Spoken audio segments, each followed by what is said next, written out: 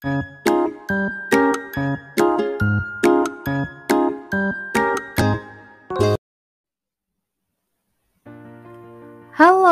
Assalamualaikum warahmatullahi wabarakatuh. Selamat bertemu kembali dengan Ibu Yulian Oktaviani dalam video pembelajaran sejarah.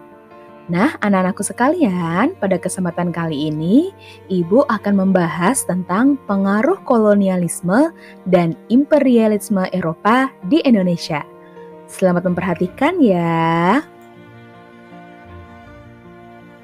Kedatangan bangsa Eropa di Indonesia selama beberapa abad menyisakan banyak cerita bagi bangsa Indonesia. Di samping cerita yang menyedihkan, imperialisme dan kolonialisme yang terjadi di tanah air juga memberikan beberapa dampak positif bagi kemajuan bangsa Indonesia. Salah satunya dari sisi pendidikan. Meskipun hanya bisa diakses oleh segelintir orang saja, khususnya kaum bangsawan. Dampak dari imperialisme dan kolonialisme juga memicu rasa nasionalisme dan cinta tanah air rakyat Indonesia, sehingga bersatu untuk melawan penjajah akibat adanya penindasan.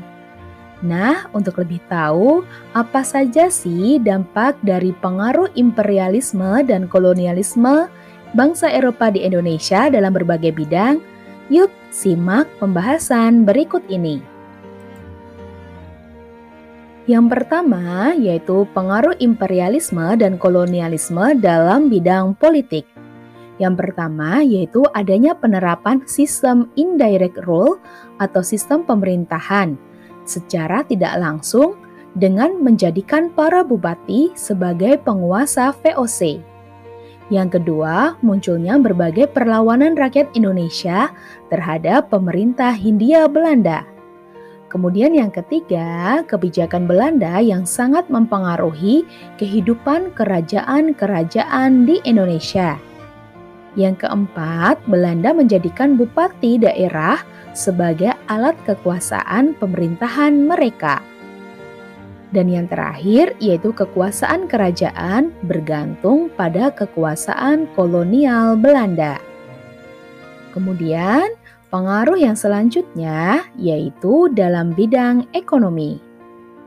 Ada apa saja ya pengaruh imperialisme dan kolonialisme dalam bidang ekonomi? Yuk simak. Yang pertama yaitu adanya sistem tanam paksa yang diterapkan oleh Belanda terhadap masyarakat Indonesia. Jadi pada sistem tanam paksa ini rakyat Indonesia dipaksa untuk menanam tanaman yang laku untuk komoditas ekspor ke luar negeri seperti cengkeh, lada, pala, tembakau, dan yang lainnya. Yang kedua diperlakukannya sistem sewa tanah. Karenanya terjadilah perubahan dari sistem ekonomi barang ke sistem ekonomi uang. Sistem sewa tanah ini dicetuskan oleh Thomas Stamford Raffles. Dan yang ketiga, Belanda membangun fasilitas umum dengan mempekerjakan masyarakat Indonesia pada kerja rodi. Kemudian, pengaruh yang selanjutnya yaitu dalam bidang sosial budaya. Dalam bidang sosial budaya, pengaruh imperialisme dan kolonialisme bangsa Eropa terhadap Indonesia yaitu yang pertama ada berpindahnya fokus masyarakat pada bidang sosial budaya akibat hilangnya peran politik dari para penguasa.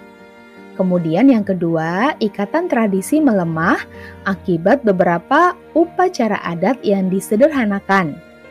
Dan yang ketiga, hilangnya kekuasaan tradisional akibat dihilangkannya status raja oleh Belanda dan digantikan sebagai pegawai pemerintahan.